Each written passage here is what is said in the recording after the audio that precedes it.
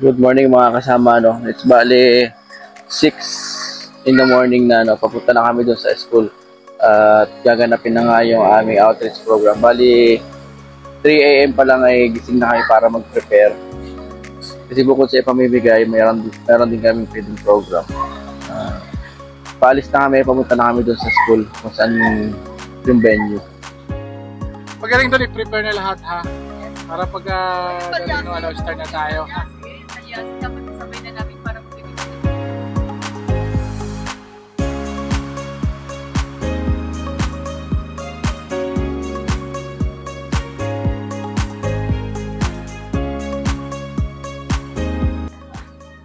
Good morning guys. So, bali nandito na nga kami sa school kung saan gaganapin yung aming outreach. Bali nagpe-prepare lang yung mga kasama namin.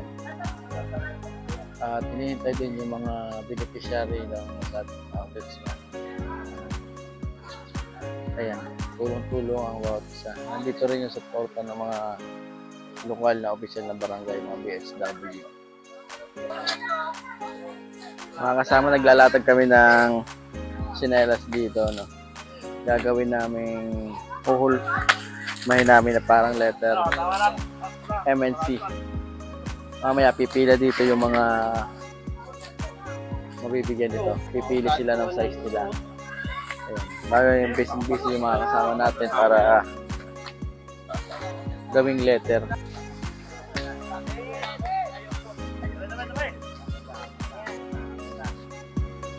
Bali alas 7 na nga po pala ito ng umaga guys, at nagsidatingan na nga po yung ating mga beneficiary, at ilang oras nga daw po yung nilakad nila mula sa mga malalayong sityo kung saan sila nakatira. At welcome na nga din po sila dyan ni Ate Chris. Mamaya pa tinawag na rin si Brother Toy para sa maikling panalangin. Pagkatapos nga nyan ay agad naman silang pumila para sa almusal. Para mayroon pala tayo ditong hotdog, may itlog, may nubi para sa kanilang inumin, at meron ding sopas. Bali ang nakatoka nga po pala sa pagkain ay itong sila Kuya Rian, si Chairwoman Lori, si Secretary Jen, si Ate Mira, habang yung ibang mga kasama na natin ay nag-a-assist sa pila gaya ni Brother Jemar, ni Brother Erwi, at yung iba naman ay nakatoka sa pagluluto. Ongoing po yung aming feeding program dito nga sa Barangay Tangkalan sa Occidental Mindoro. Inumpisahan namin yung programa sa pagpapakain sa mga kapatid natin mga ang inyo pong makikita ay yan, kasalukuyan silang nakapila dito sa ating ginagawang feeding program. Yan mga kasama. Ay, napakasarap sa pakiramdam mga kasama. Yan. Salamat sa mga sumuporta. Modinisi number 1, CFW, lahat ng member, lahat ng employee, maparang manya staff. Thank you.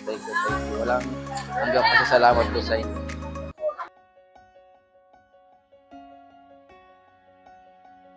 Like a small boat on the ocean.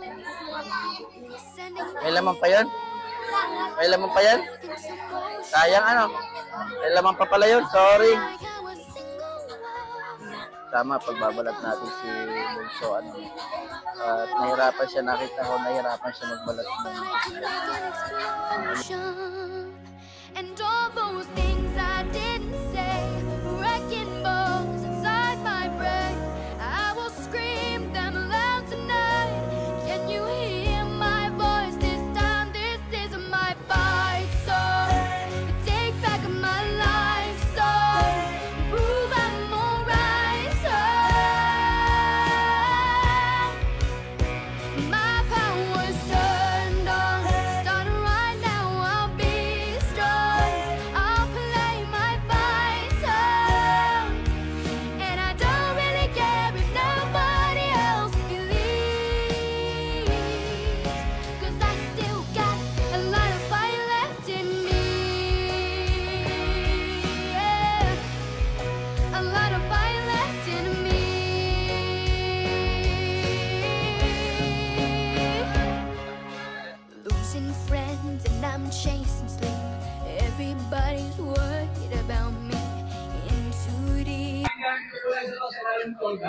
Mga kasama, ito po yung laman ng ating Mondi Nissin loose bag. Bale, ito po yung mga laman niya. May laki ng bulalo, hindi mawawala, dahil flakes. Yan. Meron din siyang pangati sa gears. Marami din siya. Marami din siyang laman. Ito yung laman ng ating Mondi Nissin loose bag. Tapos ito naman yung laman ng loose bag na kulay pula. May meron sila pang sa higaan, may kulambo, meron silang kaldero, meron sila diyang toothbrush, toothpaste, sabon. Yan, mga pang-hygiene kit meron sila dyan. Bali, isang family, dalawang loose bag. Isang galing kay Monde, isang galing dito sa... Mamaya pa nga po ay dumating na rin si Kapitan Isagani Apan Limos. Bali nagpapasalamat nga po siya sa atin dahil isa yung barangay o sityo niya sa napili nating tulungan. At nagpapasalamat din po siya ng lubos sa Mondi Nissin. Maya pa ay nagsalita rin po si Pastor Anthony Tonton de los Santos. Bali, nag-preach po siya dyan. Ang ganda po ng mga sinabi niya. Ang Diyos, hanapin po sa Panginoon ay iyong kaligayahan. At ang pangarap po ay iyong katatagpuan. Kaya ngayong umaga, ay po ay manalangin at magpasalamat. Hallelujah. At pakinggan din po natin ang mensahe na aming Pangulo na si Kuya Presmani Quezon. Una po ang pumunta rito, sabi ko nga, gagawin ko ang lahat para sa gawin ang lahat ay magmasaya sa aming pagbabalik. Pero siyempre, marami po rin mga surprise dala o personal sa inyo para po sa ating lahat o para po sa inyo lahat. Sa pangungunan po ng aming kumpanya ng Mondi Nissin at aming federasyon ng FW Confederation of Philippine Makers. Patuloy ko tinutulong sa mga natin gawain. Okay? So, ito ay impact ko na lang po. Sa isang buwan, at kung kami po ay papalarin, ay babalik kami next month para bigyan kayo ng pinakamahabang tulong. Hindi sa sandalit panahon, hindi sa mahabang panahon. At pagkatapos nga magsalita ni Presmani ay agad na rin tayong tumuloy sa pagpapalaro. At yung iba naman kasamahan namin ay nagsimula na rin mamahagi ng mga tsinelas. Habang yung iba naman ay nagsimula na rin mabahagi ng ibang mga dala natin. At tuloy-tuloy nga po dito yung aming programa.